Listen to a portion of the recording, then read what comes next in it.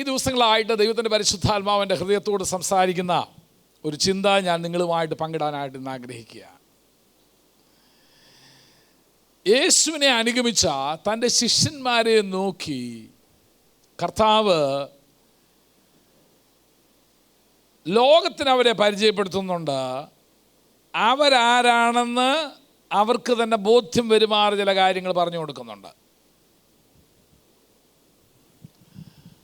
അതിനാസ്പദമായ ചില powerful statements, വളരെ ശക്തമായിരിക്കുന്ന ചില വിളംബരങ്ങൾ യേശു തന്നെ അനുഗമിക്കുന്ന ശിഷ്യന്മാരെ നോക്കിക്കൊണ്ട് പറയുന്നുണ്ട്.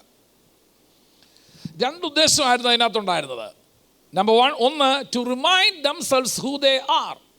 അവരാരാണെന്ന് അവർക്ക് തന്നെ ബോധ്യപ്പെടുത്തി കൊടുക്കുക. 2, introduce them to the world who my disciples are. എൻ്റെ ശിഷ്യന്മാരാരാണെന്ന് ലോകത്തിന് അവരെ വെളിപ്പെടുത്തി കൊടുക്കുക. അപ്പോൾ അതുകൊണ്ട് സമാനതകളില്ലാത്ത ചില പ്രഖ്യാപനങ്ങളാണ് തന്നെ അനുഗമിച്ച തൻ്റെ ശിഷ്യന്മാരെ കുറിച്ച് യേശു പറഞ്ഞത്. ഉദാഹരണം പറഞ്ഞാൽ നിങ്ങൾക്ക് പെട്ടെന്ന് മനസ്സിലാവും. തൻ്റെ ശിഷ്യന്മാരെ നോക്കിയിട്ട് അവൻ ഒരിക്കൽ പറഞ്ഞു, you are the salt of the earth. നിങ്ങൾ ലോകത്തിൻ്റെ ഉപ്പ. That's a powerful statement. അത് വളരെ ശക്തമായിരിക്കുന്ന ഒരു പ്രഖ്യാപനമാണ്. അത് പറഞ്ഞത് രണ്ട് ഉദ്ദേശത്തോടാ. Number 1, they should know who they are. അവരാരാണെന്നുള്ള ബോധ്യം അവർക്ക് തന്നെ എന്ത് ചെയ്യണം? ഉണ്ടാകണം. സെക്കൻഡ്ലി, രണ്ടാമത്, the world should know who they are, my disciples are. എൻ്റെ ശിഷ്യന്മാരാരാണെന്ന് ലോകം അറിയണം ഇവരാരാണ്. അതുകൊണ്ട് കർത്താവ് അവരെ നോക്കി പറഞ്ഞു, you are the salt of the earth. നിങ്ങൾ ലോകത്തിൻ്റെ ഉപ്പ. മറ്റൊരു സന്ദർഭത്തിൽ യേശു പറഞ്ഞു, you are the light of the world. നിങ്ങൾ ലോകത്തിൻ്റെ വെളിച്ചമാ. Another powerful statement about the followers of Jesus. യേശുവിൻ്റെ ശിഷ്യന്മാരെ കുറിച്ച് കർത്താവ് പറഞ്ഞ അതിശക്തമായ രണ്ടാമത്തെ പ്രഖ്യാപനമായത്. അപ്പോൾ ലോകത്തിന് തൻ്റെ ശിഷ്യന്മാരെ കർത്താവ് വെളിപ്പെടുത്തി കൊടുത്തത് താൻ പറഞ്ഞ ഈ ശക്തമായിരിക്കുന്ന വിളംബരത്തിലൂടെയാണ്. അതിലൂടെ ഞാൻ ഒരു കാര്യം പറഞ്ഞു. He was reminding his disciples, തൻ്റെ ശിഷ്യന്മാർക്ക് കൂടെ ഒരു ഉത്ബോധം നൽകി കൊടുക്കുകയായിരുന്നു. You are not ordinary people. നിങ്ങൾ സാധാരണക്കാരല്ല. There is something different. നിങ്ങളിൽ വ്യത്യസ്തമായ ചിലത് ഞാൻ നിക്ഷേപിച്ചിട്ടുണ്ട്, ഞാൻ പ്രതീക്ഷിക്കുന്നുണ്ട്. I want, നിങ്ങൾ ലോകത്തിൻ്റെ ഉപ്പായി ജീവിക്കാൻ ഞാൻ ആഗ്രഹിക്കുന്നു. ലോകത്തിൻ്റെ വെളിച്ചമാണെന്നുള്ളത് നിങ്ങൾ മറന്നു പോകരുത്. അത് തന്നെയാണോ ഇന്നും കർത്താവിന് നമ്മെക്കുറിച്ചുള്ള പ്രതീക്ഷ? അതോ അത് മാറിയിട്ടുണ്ടോ? ഇന്നും യേശുവിന് നമ്മെക്കുറിച്ചുള്ള പ്രതീക്ഷ അത് തന്നെയാണ്. പോട്ടെ, വേറൊരു ഭാഗത്തെ കർത്താവ് പറയുന്നു, യോഹന്നാന്റെ സുവിശേഷം 15-ാം അധ്യായത്തിൽ കർത്താവ്, U are the branches abiding in the wine. നിങ്ങൾ മുന്തിരിവള്ളിയിലെ കൊമ്പുകളാണെന്ന് പറയുന്നു. പറഞ്ഞു, ഞാൻ സാക്ഷാൽ മുന്തിരിവള്ളിയിൽ, നിങ്ങൾ യു ആർ ദ ബ്രാഞ്ചസ്. വെറും ബ്രാഞ്ച് എന്നല്ല പറയുന്നത്, അബൈഡിങ് ഇൻ മീ, എന്നിൽ വസിക്കുന്ന കൊമ്പുകളാണ് നിങ്ങൾ. അപ്പം അതിൻ്റെ അർത്ഥം എന്നാ? താഴെ പറയുന്നുണ്ട്, without me you cannot do. എന്നെ കൂടാതെ, എന്നിൽ വസിക്കാതെ നിങ്ങൾക്ക് ഒന്നും ചെയ്യുവാനായിട്ട് സാധിക്കത്തില്ല. അത് വളരെ ശക്തമായിരിക്കുന്ന ഒരു വിളംബരമാണ് തൻ്റെ ശിഷ്യന്മാരെ കുറിച്ച് കർത്താവ് പറഞ്ഞത്.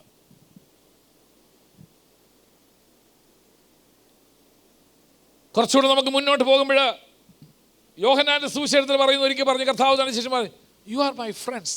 നിങ്ങൾ എൻ്റെ സ്നേഹിതരാ. You are not slaves. നിങ്ങൾ അടിമകളൊന്നുമല്ല. സംഗതി ശരിയാ, ഞാൻ വിളിച്ചു, നിങ്ങൾ ഇറങ്ങി വന്നു. അതുകൊണ്ട് don't think that you are my slaves. നിങ്ങളെൻ്റെ അടിമകളാണെന്ന് നിങ്ങൾ എന്ത് ചെയ്യേണ്ട? തെറ്റിദ്ധരിക്കരുത്. You are my friends. നിങ്ങൾ എൻ്റെ സ്നേഹിതരാ. അതിൻ്റെ അർത്ഥം എന്നാ? You have more freedom than a slave. ഒരു അടിമയ്ക്ക് തൻ്റെ യജമാനൻ്റെ അടുക്കലുള്ളതിനേക്കാൾ കൂടുതൽ സ്വാതന്ത്ര്യം ആർക്കുണ്ട്? ഒരു സ്നേഹിതനുണ്ട്. അതുകൊണ്ടല്ലേ പറഞ്ഞേ, ധൈര്യത്തോടെ നിങ്ങൾ എന്ത് ചെയ്യുവിൻ, നിങ്ങൾക്ക് കൃപാസനത്തിൻ്റെ അടുക്കിലേക്ക് വരാം. എത്ര ഹേർഡിൽസ് അതിന് മുൻപ്, അഥവാ പ്രതിബന്ധങ്ങൾ അതിന് മുൻപിലുണ്ടെങ്കിലും, because you are my friends, നീ എൻ്റെ സ്നേഹിതനായതുകൊണ്ട് നിനക്ക് എന്ത് ചെയ്യാം, ധൈര്യമായിട്ട് കടന്നു വരാം. എനിക്കറിയാം, അങ്ങനെ ചില ആളുകളെയൊക്കെ എനിക്കറിയാം. അത് ആ ഫ്രണ്ട്ഷിപ്പിൻ്റെ ഗുണമാണ്. ബാക്കിയുള്ളവരെല്ലാം അവരുടെ ഊഴത്തിന് വേണ്ടി കാത്തു നിൽക്കും എന്ന് പറഞ്ഞാൽ അവരുടെ ചാൻസ് കിട്ടാൻ കാത്തു നിൽക്കുമ്പോൾ,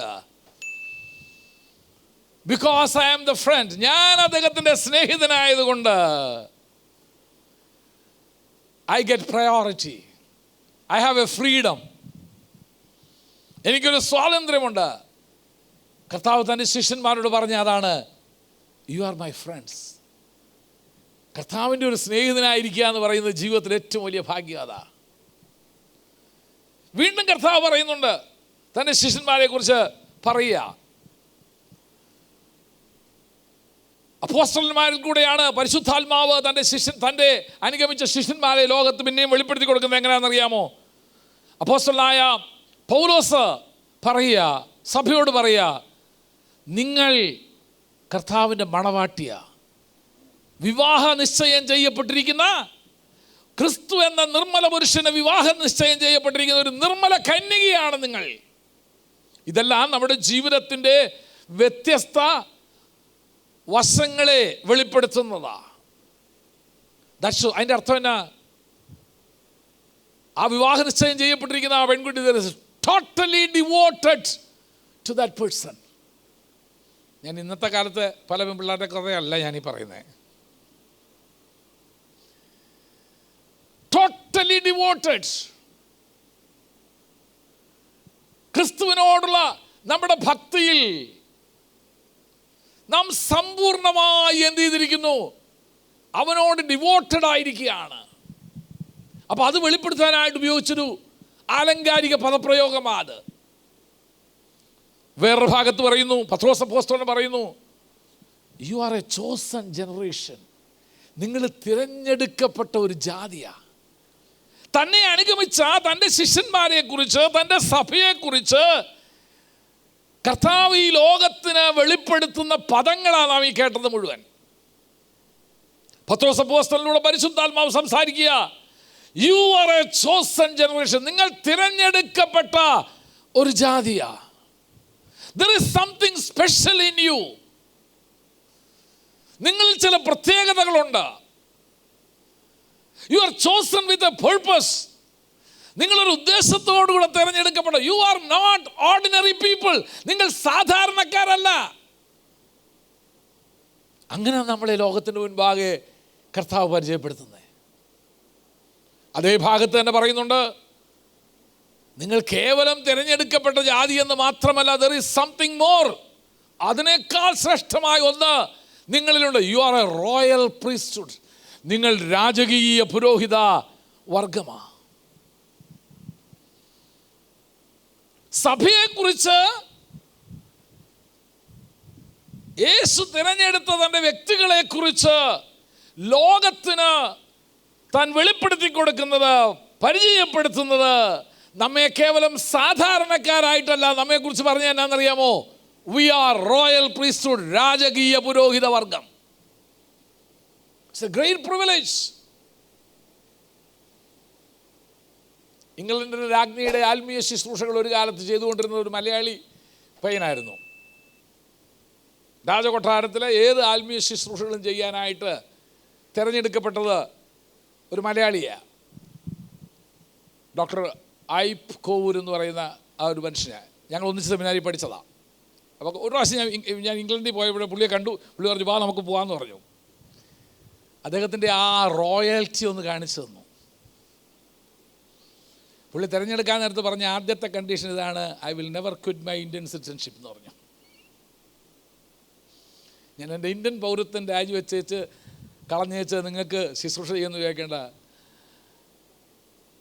ആ പൗരത്തോടുകൂടെ തന്നെ പുള്ളി അവിടെ ശുശ്രൂഷ ചെയ്തത് മുഴുവനും അനുദരിക്കപ്പെട്ട ആ കാലയളവിൽ. ദാറ്റ്സ് എ ബിഗ്, അതൊരു വലിയ പദവിയാണ്. ഇംഗ്ലണ്ടിലെ രാജ്ഞിയുടെ ആത്മീയ ശുശ്രൂഷകൾക്ക് നേതൃത്വം കൊടുക്കുക എന്ന് പറയുന്നത് ദാറ്റ്സ് എ ബിഗ് തിങ്. ഞാനത് പറഞ്ഞത് എന്തിനാണെന്ന് അറിയാമോ? അത് മനസ്സിലായി, അത് കണ്ടു കഴിഞ്ഞപ്പോഴാണ് ദൈവം പറഞ്ഞ ഈ വാക്യത്തിൻ്റെ അർത്ഥം എനിക്ക് വാട്ട് ഇറ്റ് മീൻ, അതിൻ്റെ ആ മാന്യത, അതിൻ്റെ ആ ശ്രേഷ്ഠത. പിന്നെയും കർത്താവ് പറയുക, പിന്നെയും നമ്മളെക്കുറിച്ച് പരിചയപ്പെടുത്തുമ്പോൾ ഒരു കാര്യം കൂടെ പറയുന്നുണ്ട്. You are a holy nation, നിങ്ങളൊരു വിശുദ്ധ ജാതിയാ. ഇതൊക്കെ ആരെക്കുറിച്ചാണ് പറയുന്നേ? ഈ തലമുറയിൽ ജീവിക്കുന്ന തൻ്റെ സഭയെക്കുറിച്ച്, അഥവാ നമ്മെക്കുറിച്ചാണ് ഈ കാര്യങ്ങൾ പറഞ്ഞേക്കുന്നേ. You are a holy nation, നിങ്ങളൊരു വിശുദ്ധ ജാതിയാ. എങ്ങനെയാണ് നമ്മൾ വിശുദ്ധ ജാതിയായി തീർന്നത്? തിരുവെഴുത്ത് പറയുന്നു, അതിക്രമങ്ങളാലും പാപങ്ങളാലും മരിച്ചിരുന്ന നമ്മെ അവിടുന്ന് എന്ത് ചെയ്തു? രക്ഷിച്ചു, വീണ്ടെടുത്തു. തൻ്റെ രക്തത്താൽ നമ്മുടെ പാപങ്ങളെ മാറ്റി. അവൻ്റെ പുത്രനാകുന്ന യേശുവിൻ്റെ രക്തം സകല പാപവും പോക്കി നമ്മെ ശുദ്ധീകരിച്ചു. അതുമാത്രമാണോ? പരിശുദ്ധാത്മാവിനാൽ നമ്മെ അഭിഷേകം ചെയ്ത് നമ്മെ ഒരു വിശുദ്ധ ജാതിയാക്കി അവൻ വെച്ചിരിക്കുക.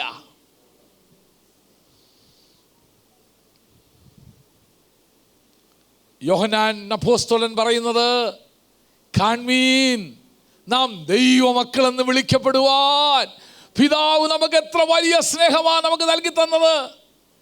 അപ്പൊ തൻ്റെ ശിഷ്യന്മാരെ കുറിച്ച്, തൻ്റെ ജനത്തെക്കുറിച്ച്, തൻ്റെ സഭയെക്കുറിച്ച് ദൈവം ആഗ്രഹിക്കുന്നത്, അവർ ഈ ലോകത്തിൽ അറിയപ്പെടാൻ ആഗ്രഹിക്കുന്നത് ദൈവത്തിൻ്റെ മക്കളെന്നുള്ള രീതിയിലാണ്.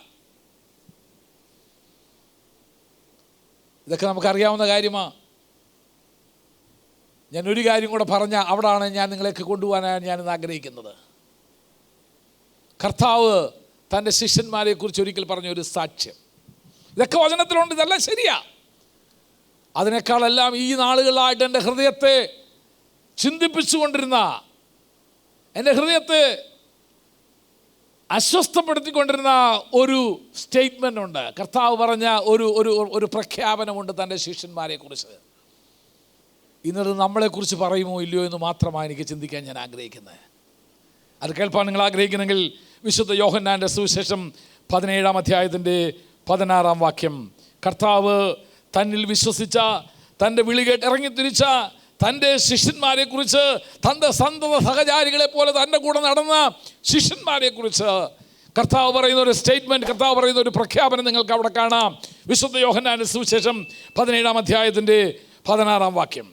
17-ാം അധ്യായം എന്ന് പറയുന്നത് യേശു ക്രിസ്തുവിൻ്റെ മഹാപുരോഹിത പ്രാർത്ഥന എന്ന് പറയും. തൻ്റെ ശിഷ്യന്മാർക്ക് വേണ്ടി, തൻ്റെ ക്രൂശീകരണത്തിന് മുൻപ് താൻ തൻ്റെ ശിഷ്യന്മാർക്ക് വേണ്ടി പിതാവായ ദൈവത്തോട് കഴിക്കുന്ന ഒരു പ്രാർത്ഥനയാണ്. ആ പ്രാർത്ഥനയിൽ തൻ്റെ ശിഷ്യന്മാരെ കുറിച്ച് കർത്താവ് പറയുന്ന ഒരു അതിശക്തമായിരിക്കുന്ന ഒരു സ്റ്റേറ്റ്മെൻ്റ് ഉണ്ട്, ഒരു പ്രഖ്യാപനമുണ്ടത്. അതാണിത്. They are not of the world even as I am not of the world. ഞാൻ ലൗകികനല്ലാത്തതുപോലെ അവരും ലൗകികന്മാരല്ല. തന്നെ അനുഗമിച്ച തൻ്റെ ശിഷ്യന്മാരെ നോക്കിക്കൊണ്ട് കർത്താവ് പറയുകയാണ്, ശിഷ്യന്മാരെ കുറിച്ച് കർത്താവ് പിതാവായ ദൈവത്തോട് പറയുന്ന സാക്ഷ്യമാണിത്. They are not of this world. അവർ ഈ ലോകക്കാരല്ല. ഇതുപോലെ ഞാൻ അല്ലാത്തതുപോലെ. എത്ര പവർഫുള്ളായിട്ടൊരു സ്റ്റേറ്റ്മെൻറ്റാണ് പറഞ്ഞേ. ഞാൻ ഈ ലോകക്കാരനല്ലാതിരിക്കുന്നത് പോലെ, അല്ലാത്തതുപോലെ ദീസ് പീപ്പിൾ, തന്നോടുകൂടെയുള്ള ജനത്തെ നോക്കി കർത്താവ് പറയാണ്, ഇവരും ലൗകികന്മാർ അല്ല. അവിടെ നിന്ന് നിൽക്കാൻ ഞാൻ ആഗ്രഹിക്കുക. കർത്താവ് ഇന്ന് എന്നെ നോക്കി ആ സാക്ഷ്യം പറയുമോ? നമ്മളെ ഓരോരുത്തരെയും നോക്കി കർത്താവ് ആ സാക്ഷ്യം പറയുമോ? കർത്താവിന് തന്നെ അനുഗമിക്കുന്ന തൻ്റെ ശിഷ്യന്മാരെ കുറിച്ചുള്ള തൻ്റെ എക്സ്പെക്റ്റേഷൻ, തൻ്റെ പ്രതീക്ഷയാണ് താൻ ലൗകികനല്ലാത്തതുപോലെ അവരും എന്തായിരിക്കരുത്? ലൗകികരായിരിക്കരുത്. What does it mean? അതിൻ്റെ അർത്ഥം എന്നാ? അതിലേക്ക് പ്രവേശിക്കുന്നതിന് മുൻപ് ഞാൻ ഈ ചോദ്യം ചോദിക്കാൻ ആഗ്രഹിക്കുക. എന്നോട് തന്നെ, കർത്താവ് എന്നെക്കുറിച്ച് ആ സാക്ഷ്യം എന്ന് പറയുമോ? എൻ്റെ ജീവിതം കണ്ടിട്ട്, എൻ്റെ പ്രവൃത്തി കണ്ടിട്ട്, എൻ്റെ വായിൽ നിന്ന് വരുന്ന വാക്കുകൾ കേട്ടിട്ട്, എൻ്റെ ജീവിത ദർശനം കണ്ടിട്ട്, എൻ്റെ ഇന്ന് വരെയുള്ള എൻ്റെ ജീവിതത്തിൻ്റെ ആകത്തുക നോക്കിയിട്ട്, the sum total of my life, എൻ്റെ ജീവിതത്തിൻ്റെ ആകത്തുക നോക്കിയിട്ട് കർത്താവ് പറയുമോ ഇവൻ ലൗകികനല്ല?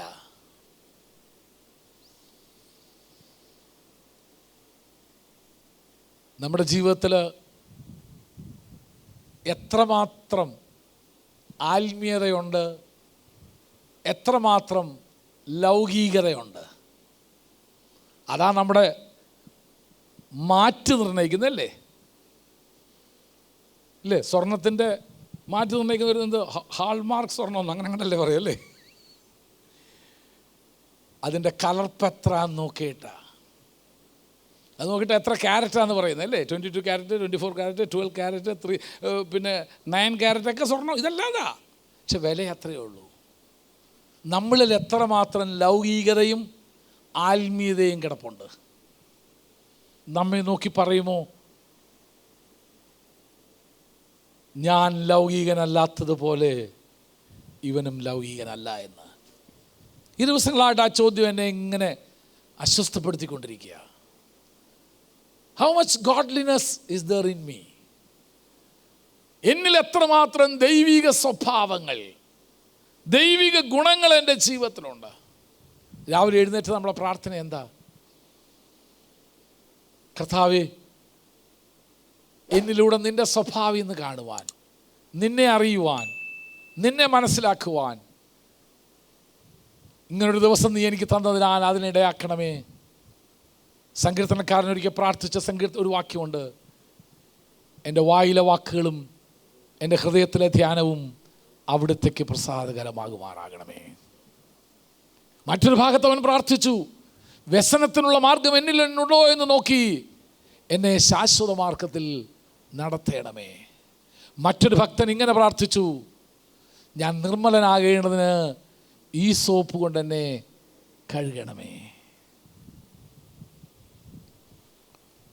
അതോ കർത്താവിൻ്റെ ആ എക്സ്പെക്റ്റേഷന് കുറവ് സംഭവിച്ചോ? പ്രതീക്ഷയ്ക്ക് താൻ ലൗകികനല്ലാത്തതുപോലെ നാമും ലൗകികന്മാരായിരിക്കരുത് എന്നുള്ള കർത്താവിൻ്റെ ആ പ്രതീക്ഷയ്ക്ക് കുറവ് സംഭവിച്ചിട്ടുണ്ടോ? നെവർ, ഒരിക്കലുമില്ല. അങ്ങനെയെങ്കിൽ നാം അതിലേക്ക് വളരണമെന്ന ദൈവം നമ്മെക്കുറിച്ച് ആഗ്രഹിക്കുന്നത്. അതാണ് ദൈവത്തിന് നമ്മെക്കുറിച്ചുള്ള പ്രതീക്ഷ. എന്തുകൊണ്ടാണ് നാം ലൗകികരല്ല എന്ന് തിരുവചനം പറയുന്നത്? There is a reason. അതിൻ്റെ ഒന്നാമത്തെ കാരണം, we are born, every child, എല്ലാ ദൈവമക്കളും ഉയരത്തിൽ നിന്ന് ജനിച്ചവരാ. അതിനെയാണ് വീണ്ടും ജനനം എന്ന് പറയുന്നത്. നമ്മുടെ ജീവിതത്തിലൊരു വീണ്ടും ജനനം പ്രാപിച്ചു. We became a new creation.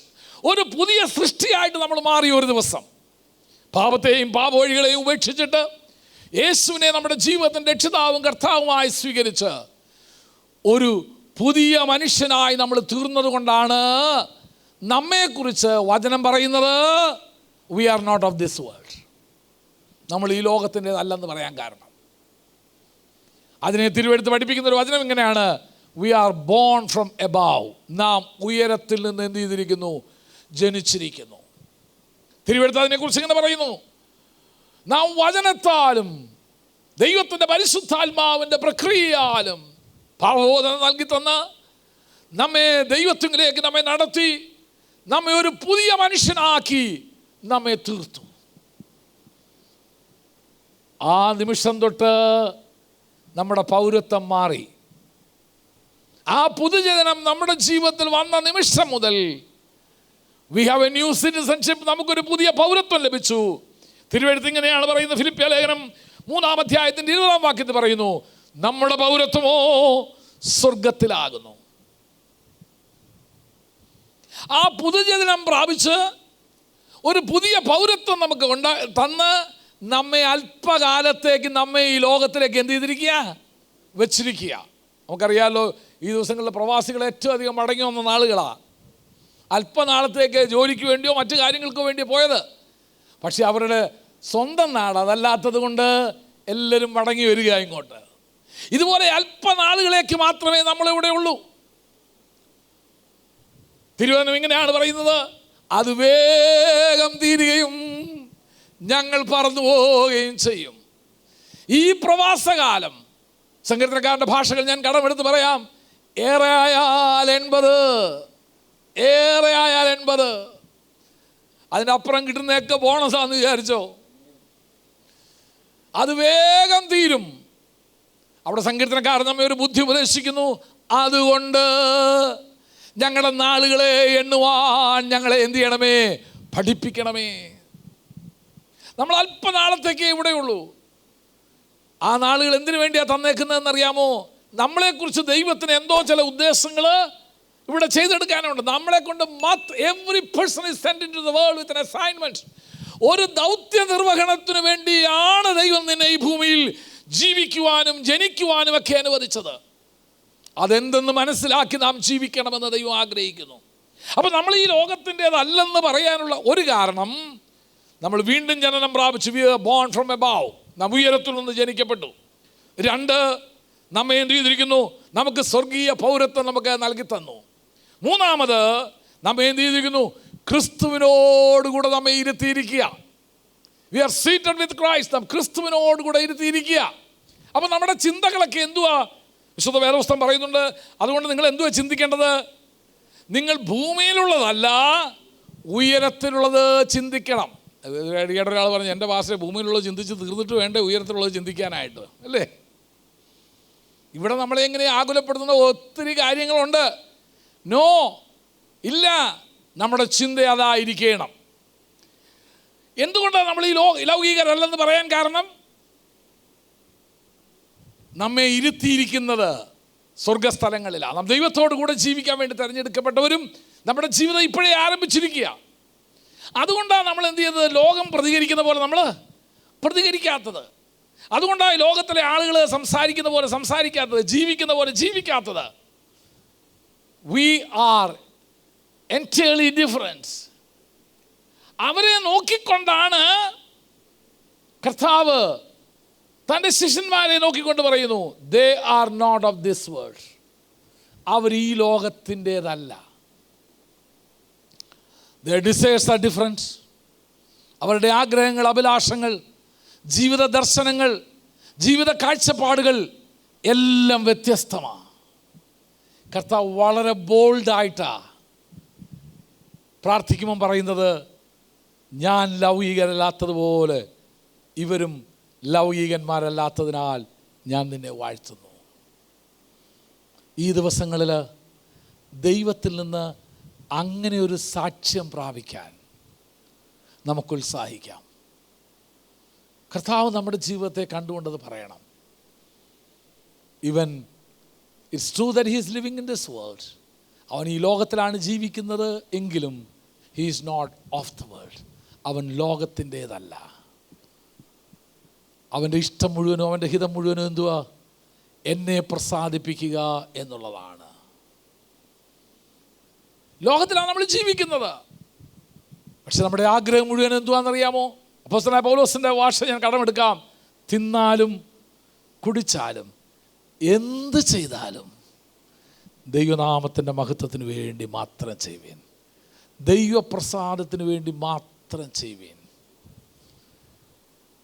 അതുകൊണ്ടാണ് അപ്പോസ്തലനായ പത്രോസ് ലേഖനം എഴുതുമ്പോൾ സഭാവിശ്വാസികളോട് പറയണം, നിങ്ങൾ എന്ത് ചെയ്യണം? സുബോധത്തോടെ, ലജ്ജാശീലത്തോടായിരിക്കണം നിങ്ങളുടെ വസ്ത്രധാരണ രീതി എന്ന് പോലും. എന്താ അത് പ്രത്യേകം പറയാൻ കാരണം? There is a life style in the world. ലോകത്തിൻ്റെതായിരിക്കുന്ന ഒരു വസ്ത്രധാരണ രീതിയും ജീവിതശൈലിയുമുണ്ട്. But the people in the kingdom, ദൈവരാജ്യത്തിലെ ജനങ്ങൾ, we have a different lifestyle. നമ്മുടെ ഹോൾ പർപ്പസ്, നമ്മുടെ ജീവിതത്തിൻ്റെ മുഖ്യ ലക്ഷ്യം മുഴുവൻ എന്നാണെന്നറിയാമോ? ദൈവത്തെ പ്രസാദിപ്പിക്കുക എന്നുള്ളതാണ്. ഞാനൊരു കാര്യം പറയട്ടെ, ദൈവത്തെ പ്രസാദിപ്പിക്കാൻ കഴിയുന്ന ഒരു വ്യക്തിക്ക് മനുഷ്യനെ പ്രസാദിപ്പിക്കാൻ വലിയ ബുദ്ധിമുട്ടൊന്നും ഉണ്ടാവില്ല. It's so easy.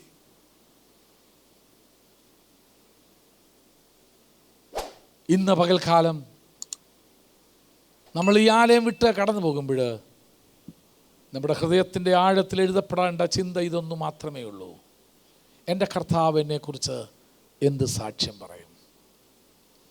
എൻ്റെ വീട്ടിലൊരു അല്പം പണി നടന്നുകൊണ്ടിരിക്കുക. അപ്പം നമ്മുടെ പലരാ ആ കാര്യങ്ങൾ ചെയ്തുകൊണ്ടിരുന്നത്. അപ്പോൾ അതല്ലാതെ പണി ചെയ്യുന്ന വേറെ കുറച്ച് പേരുണ്ട്. ഒരു ദിവസം അവരെന്നോട് ചോദിച്ചു, ഇവരെവിടുത്തെ പണിക്കാരാണ്? ഞാൻ പറഞ്ഞു, അവർ പണിക്കാരൊന്നും അല്ല. എന്നാൽ ഞാൻ ചോദിച്ചു, എന്താ ചോദിക്കുക? കാരണം അല്ല, അവർ ഞങ്ങളോട് സംസാരിക്കുന്ന രീതി പോലും വ്യത്യാസമാണ്. എന്തോ ഒരു സ്നേഹത്തോടാണ് ഞങ്ങളോട് ഇടപെടുന്നത്. ഞങ്ങൾ ഒത്തിരി സ്ഥലത്ത് പണിയെടുത്തിട്ടുണ്ട്, ഒത്തിരി ആളുകൾ പണിക്കാരെ കണ്ടു. പക്ഷേ ഇവിടെ ഈ ചെയ്യുന്ന ആളുകൾ തികച്ചും വ്യത്യസ്തം. അപ്പോൾ ഞാൻ പറഞ്ഞു, അവരെല്ലാം ഞങ്ങളുടെ പള്ളിയിലത്തെ അച്ഛന്മാരാന്ന് പറഞ്ഞു. വെറുതെ അല്ല, ഇതെങ്ങനെയാ ചോദിക്കുകയെന്ന് ഞാൻ പ്രതീക്ഷിച്ചിരിക്കുകയായിരുന്നു എന്ന്. They could see a difference. അതുകൊണ്ട് അവർ സ്തോത്രം പറഞ്ഞുകൊണ്ട് പണിയെടുക്കൊന്നും അല്ലായിരുന്നു. അങ്ങനൊന്നും തെറ്റിദ്ധരിക്കരുത്, അല്ലല്ല. ദ വേ ദേ ബിഹേവ്ഡ്, ഈ മറ്റ് പണി ചെയ്തിരുന്ന ആളുകളോട് അവർ പെരുമാറിയ രീതി ഉണ്ടല്ലോ, ദാറ്റ് മെയ്ഡ് ടു തിങ്ക്. അത് ചിന്തിക്കാൻ അവരെ ഒത്തിരി പ്രേരിപ്പിച്ചു. ഇവരെവിടെ നിന്നുള്ളവരാ? ഒരു പണിസ്ഥലത്ത് ഉഴപ്പൊന്നും കാണിക്കുന്നില്ലല്ലോ. ഇവരെങ്ങനത്തെ ആളുകളാണ്? ഇവരെവിടെ നിന്നാണ് ഇവർ? എന്നിട്ട് അവരോട് ചോദിച്ചു, ഞങ്ങൾ കുറച്ച് വർക്ക് പിടിച്ച് തന്നാൽ ചെയ്യാമോ എന്ന്. അവർ പറഞ്ഞു, ഇല്ല, ഞങ്ങൾ അങ്ങനെ പോകുന്നവരല്ല. ഞാൻ പറഞ്ഞ ആശയം നിങ്ങൾക്ക് മനസ്സിലായി എന്തോന്നുള്ളത്? There should be a difference in your lifestyle. നിൻ്റെ ജോലി സ്ഥലത്ത്, നിൻ്റെ പ്രവർത്തന മണ്ഡലത്തിൽ, നിൻ്റെ സംസാരത്തിൽ എല്ലാം നീ ആ സാക്ഷ്യം വഹിക്കണം. ഞങ്ങൾ ഈ ലോകത്തിൻ്റെതല്ല. ഇവിടെ ഞാൻ വെറും ഒരു പരദേശി പോൽ, ഇവിടുത്തെ പാർപ്പിടമോ വഴിയമ്പലം. ഇത് കഴിയും, എൻ്റെ വാസം മുഴുവൻ അവിടെ. ഞാൻ അവിടേക്കുള്ള ഒരുക്കമാ. എൻ്റെ ജീവിതത്തിൻ്റെ ഏത് മണ്ഡലത്തിൽ ഞാനായിരുന്നാലും, ഏത് മണ്ഡലത്തിലായിക്കോട്ടെ, ഏത് ജോലി നമ്മൾ ചെയ്താലും നമ്മുടെ ലക്ഷ്യം മുഴുവൻ എന്തായിരിക്കണം? ദൈവത്തെ പ്രസാദിപ്പിക്കുക. ദൈവത്തെ പ്രസാദിപ്പിക്കാൻ അത്ര പാടാണോ? ചിലരോടൊക്കെ ചോദിച്ചു കഴിഞ്ഞാൽ ഭയങ്കര വളരെ എളുപ്പം. കർത്താവ് തന്നെ പറഞ്ഞിട്ടുണ്ട്. കായീനും ഹാബേലും യാഗം അർപ്പിക്കാൻ ചെന്നപ്പോൾ കായീൻ്റെ യാഗത്തിൽ ദൈവം പ്രസാദിച്ചില്ല. ഹാബേലിൻ്റെ യാഗത്തിൽ ദൈവം പ്രസാദിച്ചു കഴിഞ്ഞപ്പോൾ കായീൻ്റെ മുഖം വാടി കണ്ടപ്പോൾ ദൈവം കായീനോട് ചോദിച്ചു, കായീനെ, നിൻ്റെ മുഖം വാടുന്നത് എന്തിനാ? എന്നിട്ട് പറഞ്ഞു, നീ നന്മ ചെയ്യുന്നെങ്കിൽ ദൈവത്തിന് നിന്നോട് പ്രസാദം ഉണ്ടാകില്ലയോ? ഒത്തിരി വേറെ വലിയ നീ നന്മ ചെയ്യുന്നെങ്കിൽ എനിക്ക് നിന്നോട് പ്രസാദം ഉണ്ടാകുമോ? ഇല്ലേ? അതാ പറഞ്ഞേ, ആദ്യത്തെ സ്റ്റേറ്റ്മെൻ്റ് അതായിരുന്നു. മുഖം വാടിയ കാലേബിനോട് ദൈവം പറഞ്ഞത്, കാലേബ്, നിൻ്റെ മുഖം വാടുന്നത് എന്തിനാ? നീ നന്മ ചെയ്യുന്നെങ്കിൽ ദൈവത്തിൻ്റെ പ്രസാദം. ദൈവം നമുക്ക് തന്ന ഈ ജീവിതം കൊണ്ട് നമുക്ക് നന്മ ചെയ്ത് ജീവിക്കാം. യേശുക്രിസ്തുവിൻ്റെ ശുശ്രൂഷയെക്കുറിച്ച് അപ്പോസ്തല പ്രവൃത്തിയിൽ ഒരു വാക്യം എഴുതിയിട്ടുണ്ട്. അവൻ നന്മ ചെയ്ത് ദേശമെമ്പാടും സഞ്ചരിച്ചു. നന്മ ലഭിക്കാൻ ഏറ്റവും നല്ല അവസരം ഈ കാലത്തെ പോലെ ഏത് കാലമുണ്ട്? അല്ലേ? ഈ കാലത്തെ പോലെ ഏത് കാലമുണ്ട്? നമുക്ക് ദൈവപ്രസാദമുള്ളവരായി ജീവിക്കാം. അങ്ങനെ നമുക്ക് ചെയ്യാൻ കഴിയണമെങ്കിൽ നമ്മൾ ലോകത്തിൻ്റേതല്ലാത്ത ഒരു ജീവിതം നമുക്കുണ്ടായിരിക്കണം. ദൈവമായ കർത്താവ് നമ്മെ അതിനായി സഹായിക്കട്ടെ. നമുക്കെല്ലാവർക്കും ദൈവസ്ഥ എഴുന്നേറ്റ് നിൽക്കാം.